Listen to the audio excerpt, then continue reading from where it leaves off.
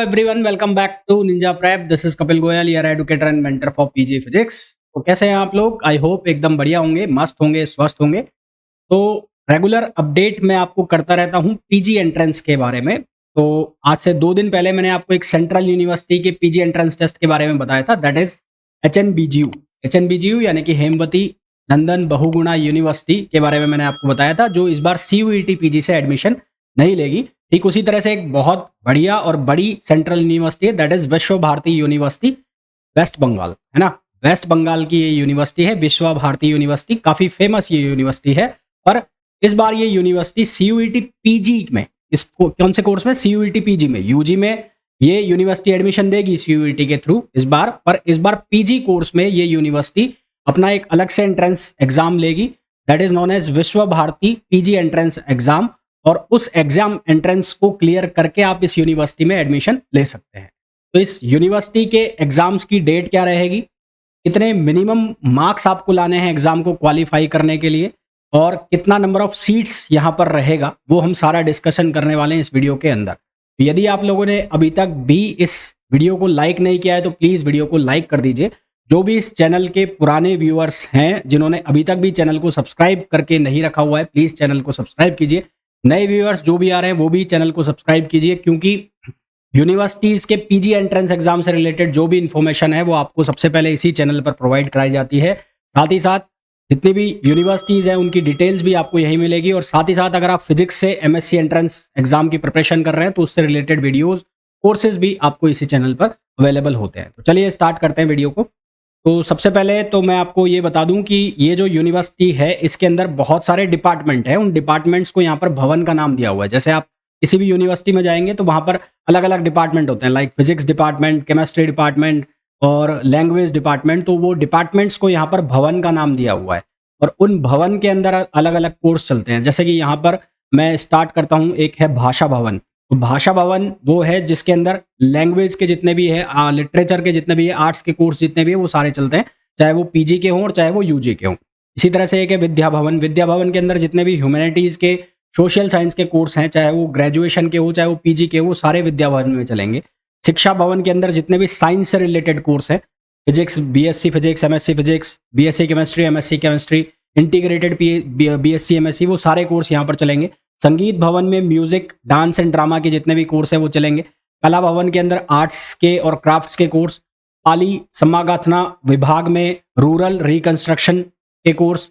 और पल्ली शिक्षा भवन के अंदर एग्रीकल्चरल साइंस के कोर्स। और विनय भवन के अंदर एजुकेशन के कोर्स, यानी कि बीएड, एमएड और मास्टर ऑफ फिजिकल एजुकेशन, ये जितने भी कोर्सेज हैं वो सारे के सारे ये चलेंगे इन भवन्स के अंदर। That is nothing but department. जिनको हम यूनिवर्सिटीज में डिपार्टमेंट का नाम देते हैं, वहां पर उनको शुद्ध हिंदी में बोला हुआ है या संस्कृत में बोला हुआ है, भवन के नाम से इनको बोला हुआ है। ठीक है, फिर आगे हम बात करते हैं कि जो एडमिशन आप अप्लाई करेंगे पीजी एडमिशन, उसके पहले उसकी कुछ गाइडलाइंस है वो आपको जाननी जरूरी है। सबसे पहले तो जब भी आप अप्लाई करेंगे तो अप्लाई करने के लिए आपको यूनिवर्सिटी की वेबसाइट पर जाना है, दैट इज www.vbaadmissions.in।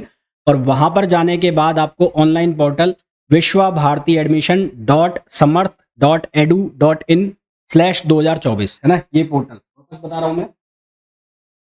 वापस बता रहा हूं, विश्वभारतीadmission.samart.edu.in/2024 पर जाके आपको अप्लाई करना है।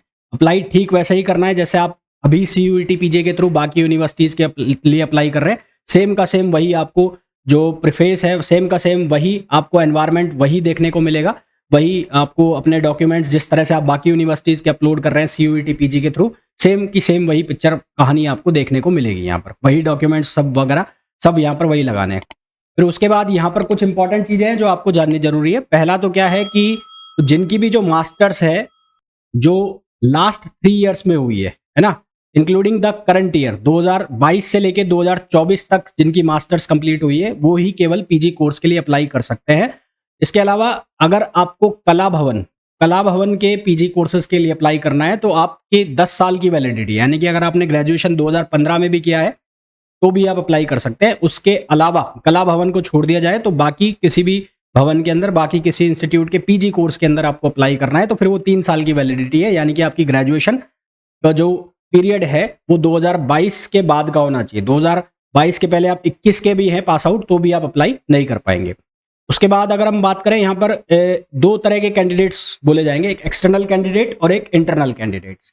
तो इंटरनल कैंडिडेट्स कौन से होंगे? जिन्होंने इंटीग्रेटेड एमएससी कोर्स में पार्ट जो है वो एडमिशन लिया हुआ है, जिन्होंने इस यूनिवर्सिटी के बीएससी इंटीग्रेटेड एम और बीएससी एमएससी इंटीग्रेटेड कोर्स में या बीए एमए इंटीग्रेटेड कोर्स में एडमिशन लिया है, तो वो जो स्टूडेंट्स हैं वो इंटरनल स्टूडेंट्स कहलाएंगे, क्योंकि उनकी बीएससी अभी कंप्लीट हो रही होगी और उनको एमएससी में एडमिशन मिलेगा या एमए में एडमिशन मिलेगा। तो सबसे पहले जो भी यहाँ पर सीट्स का आपको डिस्ट्रीब्यूशन दिखाया जाएगा, जो कि मैं अभी दिखाने भी वाला हूँ, तो वो सीट्स के अंदर वो सारी सीट्स काउंट की हुई है उन्होंने। मान लो यहाँ पर आपको 60 सीट्स दिखाई जाती है, तो 60 सीट्स के अंदर वो सीट्स भी हैं जो उन इंटरनल कैंडिडेट्स को मिलेगी, यानी कि जो अपनी बीएससी कंप्लीट करके एमएससी में आएगा, क्योंकि उसने बीएससी एमएससी इंटीग्रेटेड कोर्स में एडमिशन लिया हुआ है, तो उनकी सीट तो पहले ही फिक्स है यहाँ पर। तो अब वो सीट को क्लियर करने के बाद जो भी सीट बचेंगी वो एक्सटर्नल कैंडिडेट्स के लिए होंगे। आई होप आप ये समझ गए होंगे। मान लेते हैं एक बार के लिए कि जो बीएससी एमएससी इंटीग्रेटेड कोर्स में बीएससी एमएससी इंटीग्रेटेड कोर्स में यहाँ पर 30 स्टूडेंट्स ने एडमिशन लिया हुआ है। अब ये 30 स्टूडेंट्स जो हैं वो सीधे सीधे अप्लाई करेंगे कहाँ पर? एमएससी के लिए, या इनके लिए तो सीट फिक्स है, इनको तो जाना ही जाना है यहाँ पर। तो अब 60 में से 30 जो 30 सीट्स हैं वो कम हो गई। अब जो 30 सीट्स बच गई वो किसके लिए बच गई? एक्सटर्नल कैंडिडेट्स के लिए बच गई।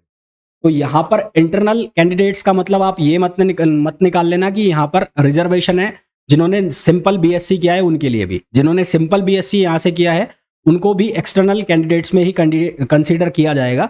इंटरनल कैंडिडेट्स में केवल और केवल वो लोग होंगे जिन्होंने इंटीग्रेटेड कोर्स में एडमिशन लिया हुआ है।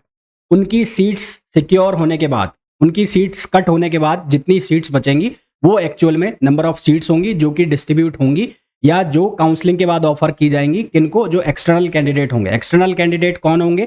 जो टेस्ट देकर जितने भी कैंडिडेट जाएंगे वो सारे के सारे एक्सटर्नल कैंडिडेट कहलाएंगे। ठीक है, ये बात क्लियर हो गई होगी मेरी बहुत अच्छे से। फिर अगर हम बात करें यहाँ पर जो यहाँ पर आपको मिनिमम मार्क्स कितने लाने हैं एग्जाम के अंदर, ये जो टेस्ट होगा आपका ये ऑफलाइन टेस्ट होगा और ये 100 नंबर का टेस्ट होगा, है ना। ऑफलाइन टेस्ट होगा, 100 नंबर का टेस्ट होगा। टेस्ट सेंटर वगैरह अभी कुछ भी नहीं आए हैं, जैसे ही वो आएंगे मैं आपको बता दूंगा। टेस्ट सेंटर्स वगैरह अभी कुछ भी यहाँ पर मेंशन नहीं है। कितने में परसेंट मिनिमम मार्क्स लाने हैं? तो जो जनरल के कैंडिडेट होंगे, यूआर कैंडिडेट होंगे, उनको टेस्ट में कम से कम 30% लाने ही लाने। उसके बाद भी मेरिट लिस्ट में आपका नाम आता है नहीं आता वो एक अलग कहानी है, और 30% आपके कम से कम आएंगे तो ही आप कंसीडर होंगे, नहीं तो नहीं होंगे। इसी तरह से ओबीसी के जो कैंडिडेट्स हैं उनको 27% कम से कम मार्क्स लाने, और जो एससी एसटी के स्टूडेंट्स होंगे उनके लिए ऐसा कोई क्राइटेरिया नहीं है। तो जनरल के स्टूडेंट्स 30% मार्क्स कम से कम लाने ही है, ओबीसी के स्टूडेंट्स को 27% मार्क्स कम से कम लाने हैं, एससी एसटी के लिए ऐसा कोई क्राइटेरिया यहाँ पर है नहीं।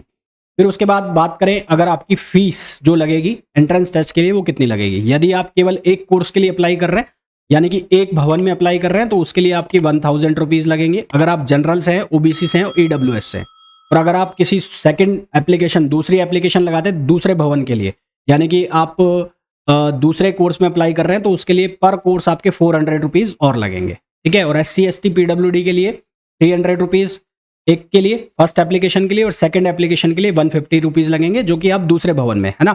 यहाँ पर ध्यान से पढ़ना, for second application to another भवन, एक भवन में केवल एक ही कोर्स लगेगा। अगर आप दूसरे में लगा रहे हैं तो फिर वहाँ पर आपकी जो फीस है वो 400 रुपीज़ है जनरल, ईडब्ल्यूएस और ओबीसी के लिए, और एससी एसटी वालों के लिए 150 रुपीज़। जो पीजी फॉर्म है उनकी जो डेट्स है वो ऑलरेडी 16 मई है, यानी कि फॉर्म्स आउट हो चुके हैं। लास्ट डेट जो है फॉर्म फिल करने की वो है 23 जून। 23 जून लास्ट डेट है पीजी एप्लीकेशंस की, और उसके बाद करेक्शन विंडो जो ओपन होगा वो होगा 28 और 29 जून को।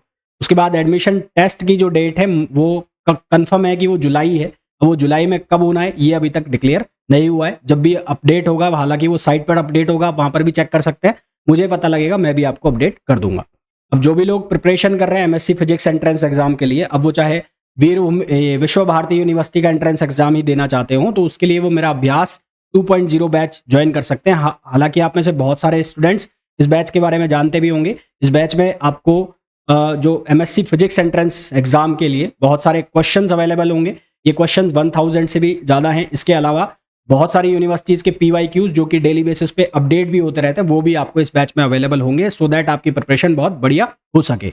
इस बैच को ज्वाइन करने के लिए आपको डाउनलोड करना पड़ेगा Ninja prep app, Ninja prep app by Kapil sir, जिसे आप गूगल प्ले स्टोर से डाउनलोड कर सकते हैं, जिसे आप गूगल प्ले स्टोर से डाउनलोड कर सकते हैं। बात करें कि नंबर ऑफ सीट्स क्या है शिक्षा भवन के अंदर और क्या उनकी एलिजिबिलिटी क्राइटेरिया है, तो सबसे पहले अगर मैं फिजिक्स की बात करूं तो कोड जो आप पेपर में फिल करेंगे या एप्लीकेशन फॉर्म में फिल करेंगे, इसका कोड है 308।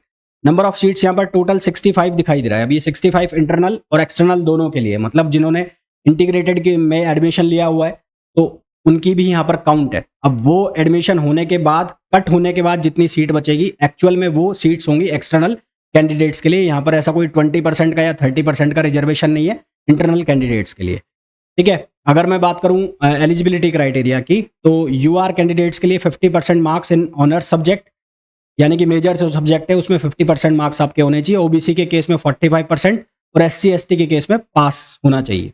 और बाकी सभी सब्जेक्ट्स की क्लास जो है आप देख सकते हैं कौन कौन से कोर्स हैं यहाँ पर साइंस के, वो मैं बता देता हूँ। Physics, chemistry, mathematics, statistics, zoology, botany, computer science, उसके अलावा एनवायरमेंटल साइंस। बायोटेक्नोलॉजी में आपको एंट्रेंस एग्जाम से एडमिशन नहीं मिलेगा। बायोटेक्नोलॉजी के अंदर आपको जो गेट बी है उसके थ्रू एडमिशन यहाँ पर मिलेगा, वो आपको PG एंट्रेंस टेस्ट से एडमिशन यहाँ पर नहीं मिलेगा बायोटेक के अंदर। फिर अगर हम बात करें एलिजिबिलिटी की, तो एलिजिबिलिटी मैं आपको ऑलरेडी बता चुका हूँ और आपको कितना % मार्क्स लाना है फिर बता देता हूँ। जनरल को 30% मार्क्स, OBC को 27% मार्क्स लाने ही लाने टेस्ट के अंदर, अगर उनको काउंसलिंग के लिए कंसिडर होना है या मेरिट में अपने आप को कंसिडर करवाना है तो इतने मार्क्स आपको लाने पड़ेंगे। बायोटेक में एडमिशन इस टेस्ट के थ्रू नहीं मिलेगा। फिर अगर हम बात करें इंपॉर्टेंट डेट्स की, तो इंपॉर्टेंट डेट्स 16 मई से ये फॉर्म चालू हो चुके हैं। लास्ट डेट जो है सबमिट करने की वो है 23 जून। करेक्शन विंडो जो ओपन होगा 28 और 29 जून को ओपन होगा। टेस्ट की जो डेट है वो अभी तक डिक्लेयर नहीं हुई है, जैसे ही अपडेट होगी तो मैं आपको वो बता दूंगा। एक बार फिर से मैं कहना चाहूंगा, जो भी कोर्स ज्वाइन करना चाहता है अभ्यास 2.0 वो ज्वाइन कर सकता है। डाउनलोड करना पड़ेगा Ninja prep app by Kapil sir. तो इट इज ऑल अबाउट विश्व भारती PG एंट्रेंस टेस्ट, और कुछ भी इसके बारे में अपडेट आती है तो मैं यहाँ पर अपडेट आपको कर दूंगा। तो वीडियो आपको कैसा लगा जरूर बताइएगा, और प्लीज जिन्होंने भी अभी तक लाइक नहीं किया है वो वीडियो को लाइक जरूर कर दें। चैनल को सब्सक्राइब नहीं किया है, चैनल को सब्सक्राइब कर दें और शेयर जरूर कर दें।